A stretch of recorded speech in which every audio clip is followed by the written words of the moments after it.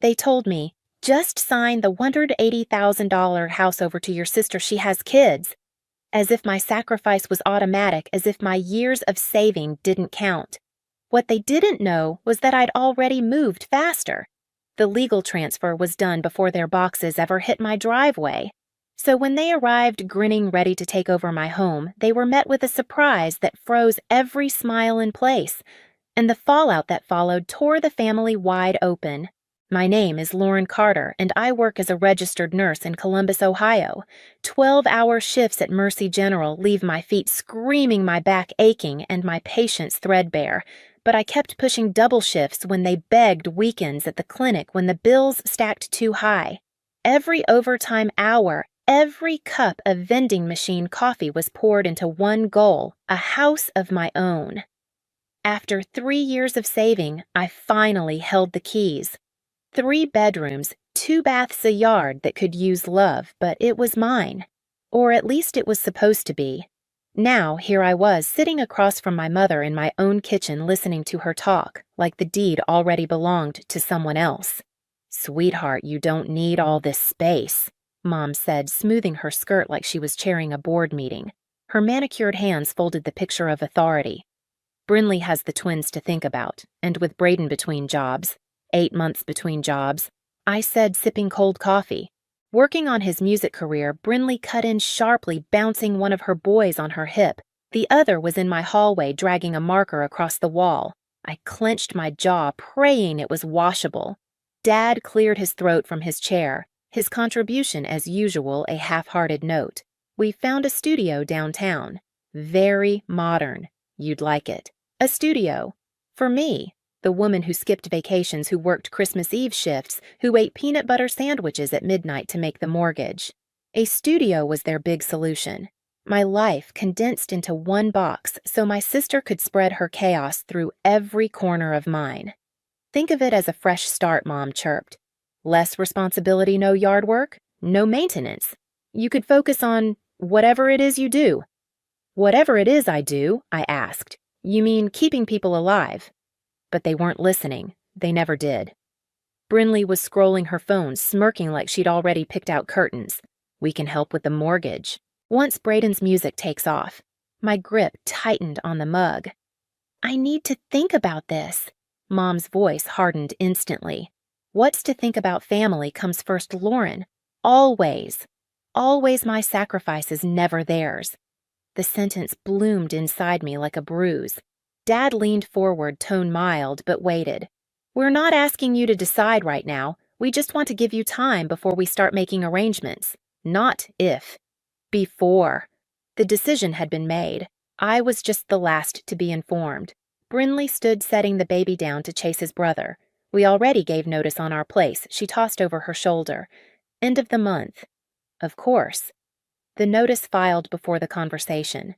The moving truck scheduled before my consent. They had written the script and expected me to play my part without complaint.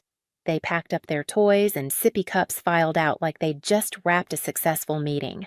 Through the blinds, I watched them climb into Brinley's SUV, the one I co-signed because her credit was shot.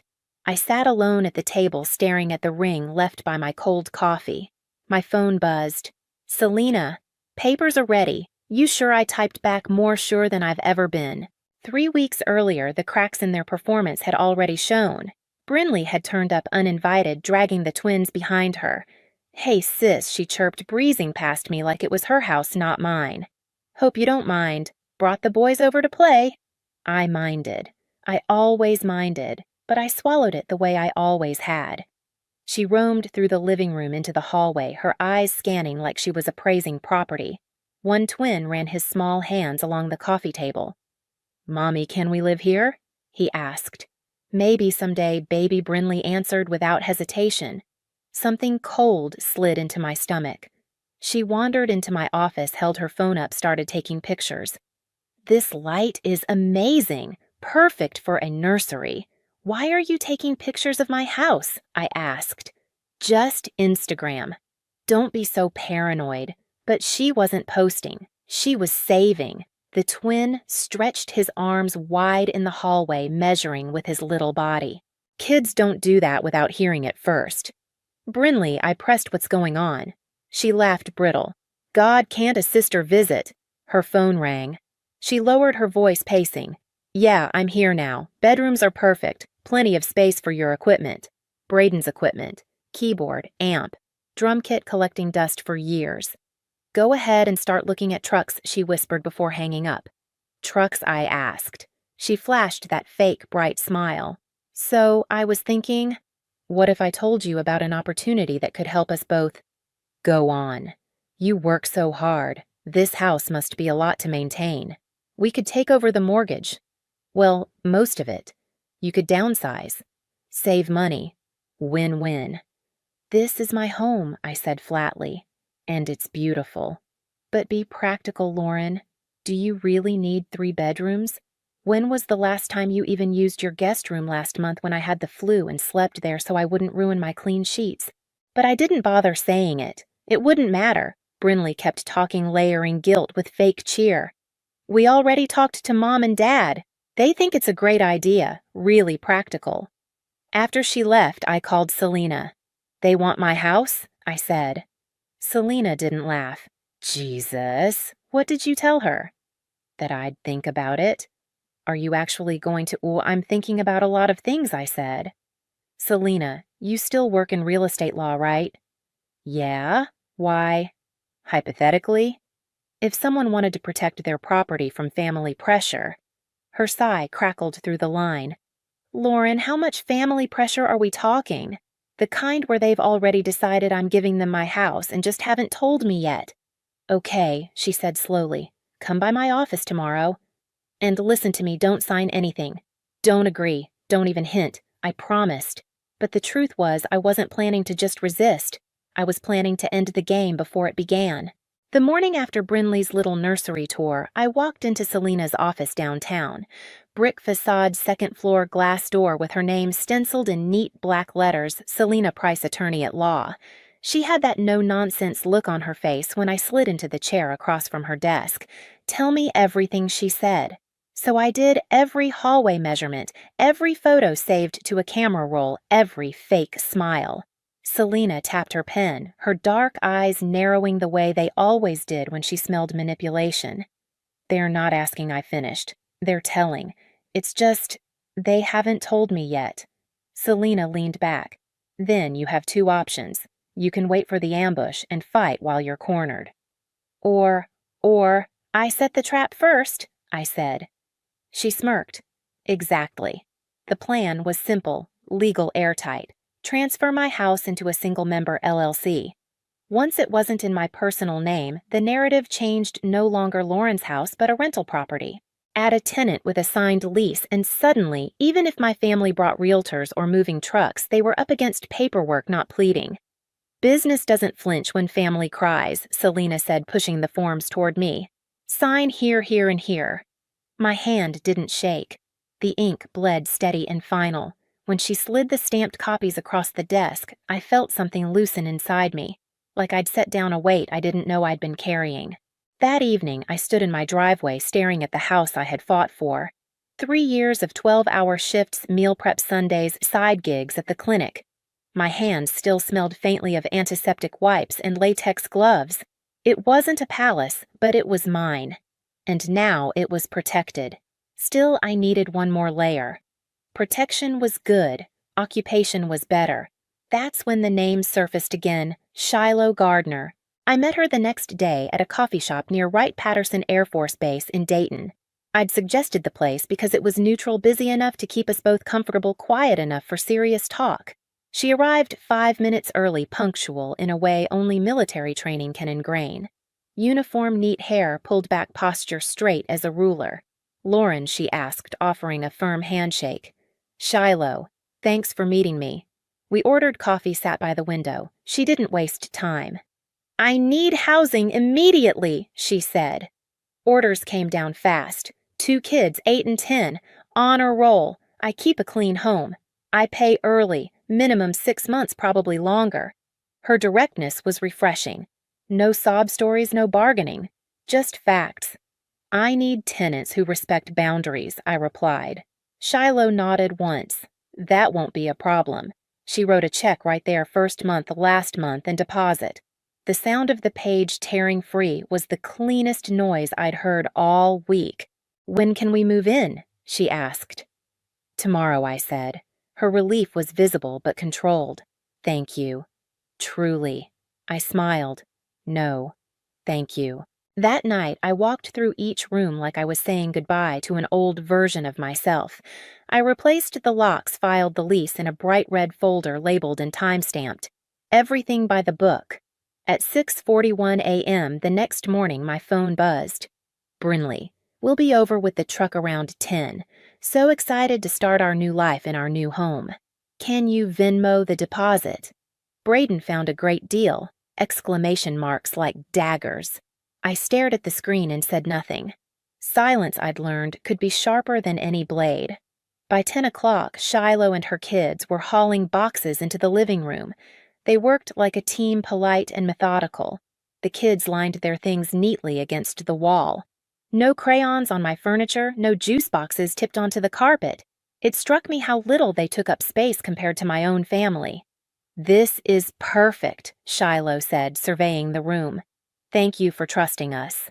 Thank you for signing a lease, I answered, and she chuckled softly. We talked logistics. Trash day school's the best grocery store within 5 miles. She listened carefully, jotting notes, not once assuming she could cut corners. Watching her was like seeing the opposite of Brinley, a person who knew what responsibility meant. I turned my phone off at 10:30. I didn't want to watch the storm roll in. Instead, I drove to meet Selena. She was already at the cafe, sliding a cup across the table. You sure you don't want to be there? She asked. I'm sure, I said. Let them find out without me. You're colder than I remember, she teased. Good. At 10:47, I turned my phone back on. 6 missed calls from Mom, 4 from Brinley, 2 from Dad. 1 voicemail already transcribed by the carrier. Lauren, call me back immediately. There's been some kind of mistake. Another, what the hell is going on? There are people in our house. Another still, we need to talk now. I set the phone face down and sipped my coffee. It was the best thing I'd tasted in months. By 11:30, I couldn't resist. I drove home slowly, deliberately, the way you drive when you want to be fashionably late to your own war. The street was chaos. Brinley's SUV parked crooked across the curb, a U-Haul blocking my neighbor's driveway, boxes spilling onto the sidewalk. Mom's Mercedes angled like a barricade, and there, in the center of it all, was Shiloh. Lease in one hand, arms crossed, calm as stone. Brinley's voice carried halfway down the block. You can't just move people into our house. Shiloh's response was steady. Ma'am, I have a lease. This is my rental property. I parked down the street, walked up with my iced coffee in hand. Lauren, Mom cried. Tell this woman there's been a mistake. No mistake, I said, sipping slowly. Brinley's face twisted. We're supposed to move in today according to who I asked, according to our agreement. What agreement? I let the question hang. Braden puffed his chest. We already gave up our place. We've got nowhere else to go. That sounds like a you problem, I said, letting the words cut. Mom's voice sharpened. What is wrong with you? Nothing, I said. For once, everything is right. Shiloh leaned closer. Should I call the police? Not yet, I said.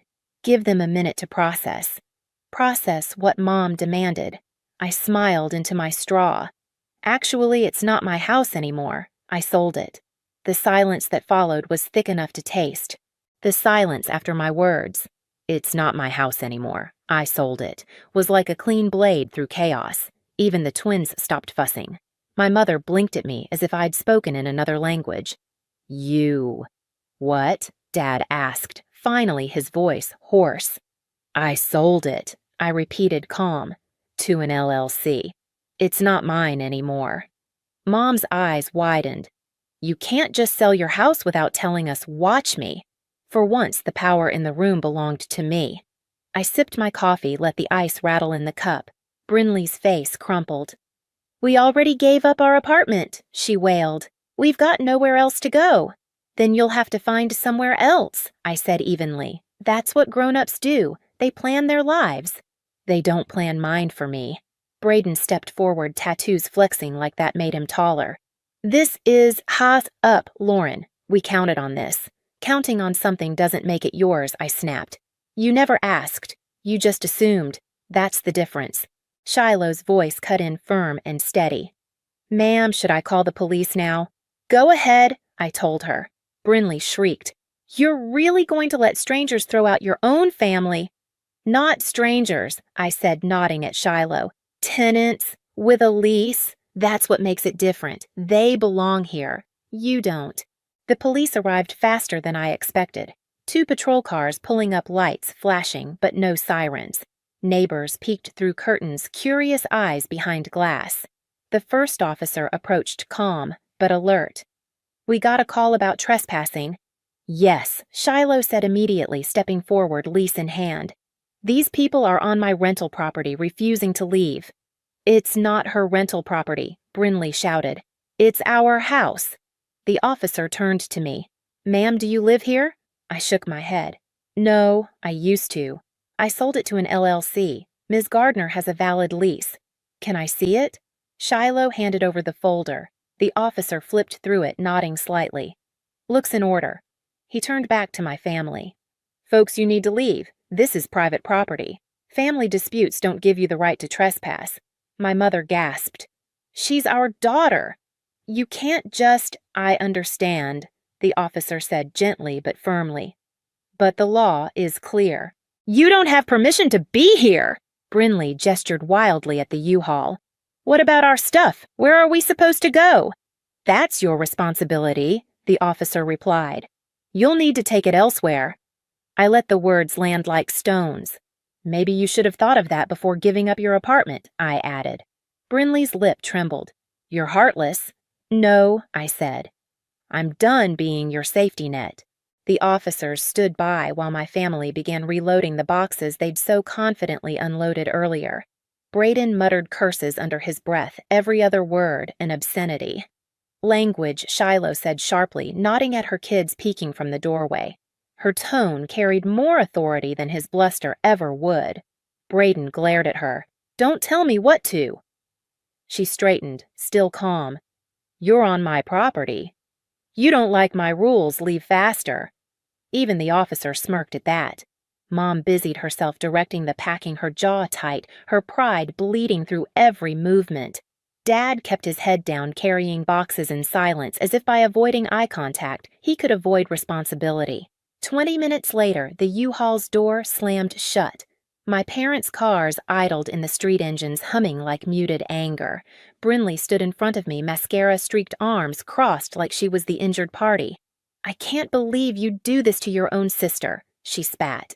I can't believe you thought you could take my house, I replied coldly. We weren't taking it, we were sharing. Like family.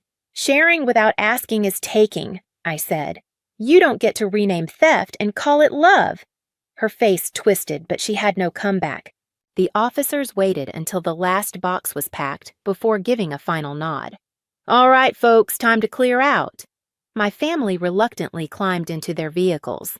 Braden flipped me off from the passenger seat of Brinley's SUV, childish to the end. Mom rolled down her window, calling out, This isn't over, Lauren. Family is forever. I met her eyes. Respect is forever, too. Pity you never learned that. Her lips pressed tight. Then the Mercedes rolled away. Silence settled over the block. Shiloh stepped closer, lowering her phone. That was intense, she said. Sorry you had to see it. Don't be. I've seen worse. She studied me a moment. You okay? I exhaled for real this time. Perfect. And for once I meant it.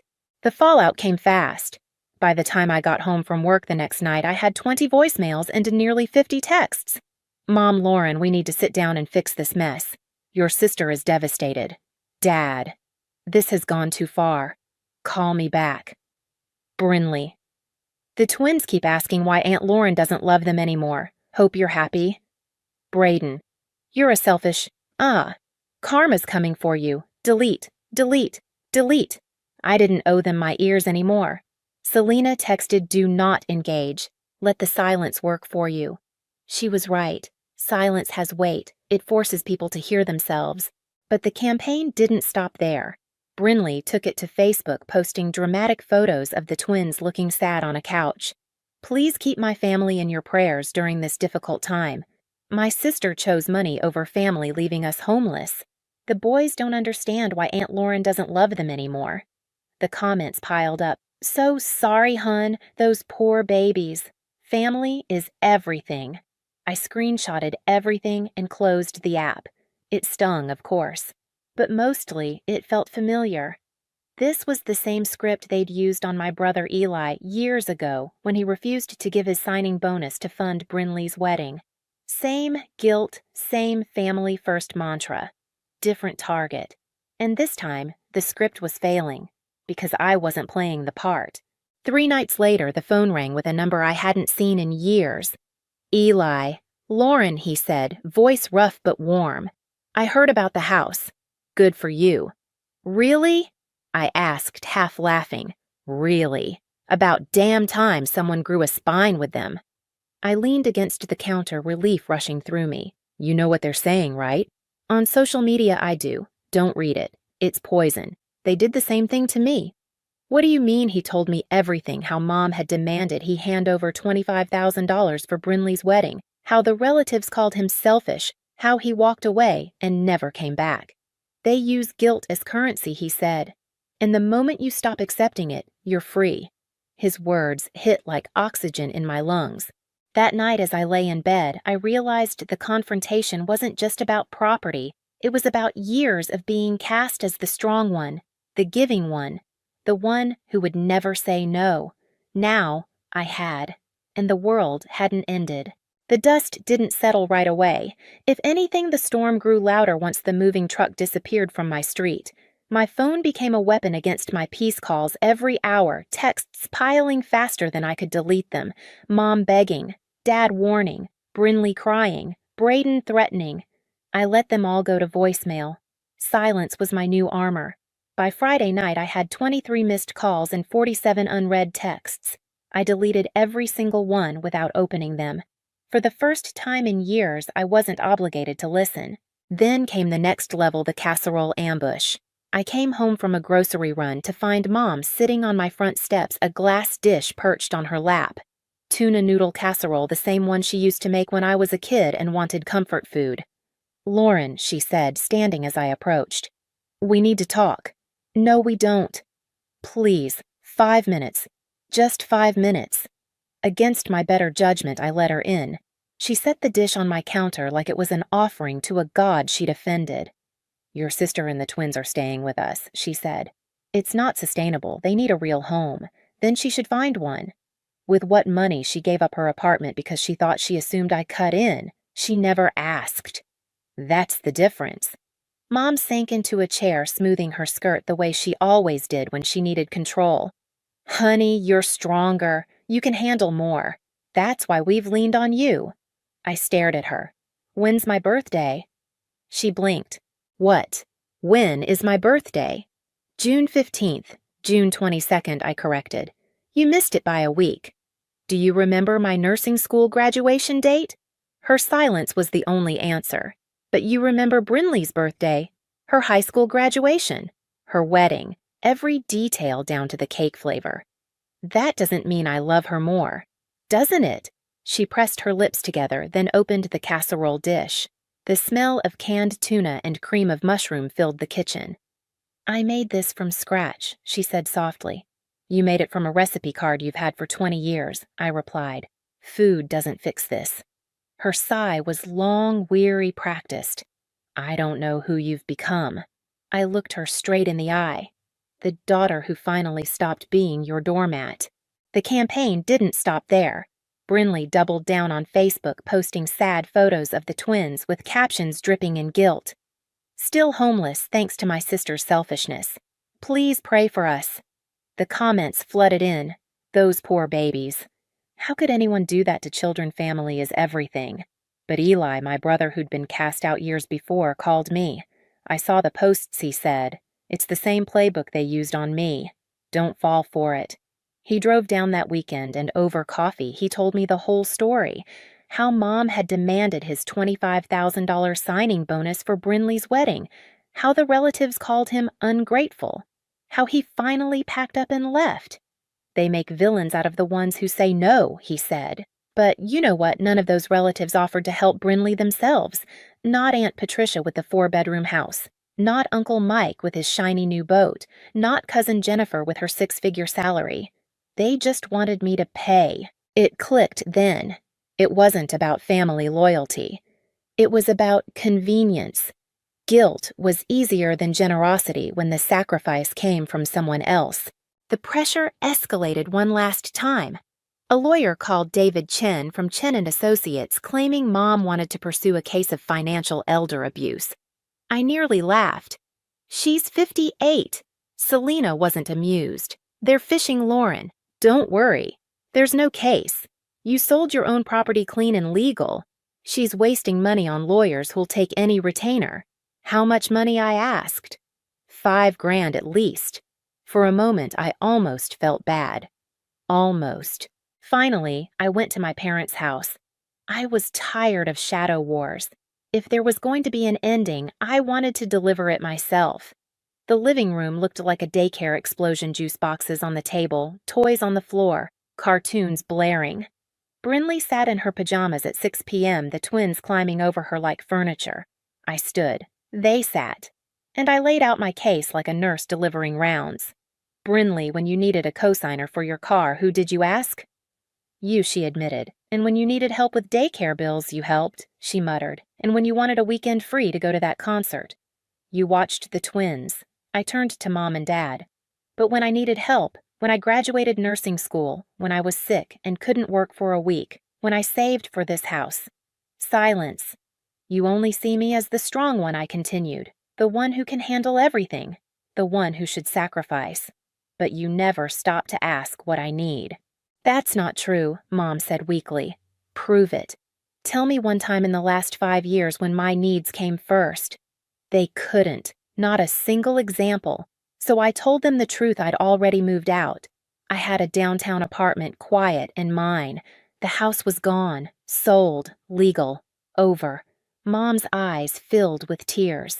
The boys will grow up thinking their aunt doesn't love them. No, I said. They'll grow up learning that love doesn't mean letting people walk all over you. When I walked out of that house, I didn't look back. I sat in my car, hands trembling, not with fear, but with relief. For the first time in my life, I could breathe without permission. I called Eli. It's done, I said. He laughed. Welcome to freedom. 2 weeks later, I boarded a plane to Portland. Not because I was running away, but because I finally could choose where to go without guilt shackling me. I rented a tiny apartment with a view of the river. I started writing my story on my laptop at a cafe by the water, partly as therapy, partly because Selena thought it might help others. Brinley eventually found a 2-bedroom apartment 20 minutes from my parents. Braden got a job at a guitar center. The twins adjusted. Life went on. My parents stopped calling as often, though occasionally Mom left voicemails about forgiveness and family unity. I didn't respond. Selena called one afternoon. Good news. That lawyer your mom hired dropped the case. No grounds. It's over. I smiled into my coffee. It's been over. She just didn't realize it. Now I sit on my balcony, the river sparkling in the late afternoon sun. I think about everything I gave up, the guilt, the endless sacrifices, the constant demands. And I think about what I gained, freedom, peace, and the right to live my life on my own terms. Sometimes revenge isn't about fire screaming or slamming doors. Sometimes it's about ice, about silence, about peace so complete it unsettles the ones who tried to control you. That's the luxury I bought with my boundaries. And for the first time, it feels like it was worth every cent. That was my story, how my own family tried to corner me and how I chose freedom over guilt. Maybe you've lived through something similar. Maybe you're in the middle of it right now. I want to hear from you. What would you have done if you were in my place? Drop your thoughts in the comments. And if this story hit home for you, don't forget to like this video and subscribe. We share stories every week about standing up, breaking free, and finding peace, even when it comes at a cost. Trust me, you don't want to miss the next one.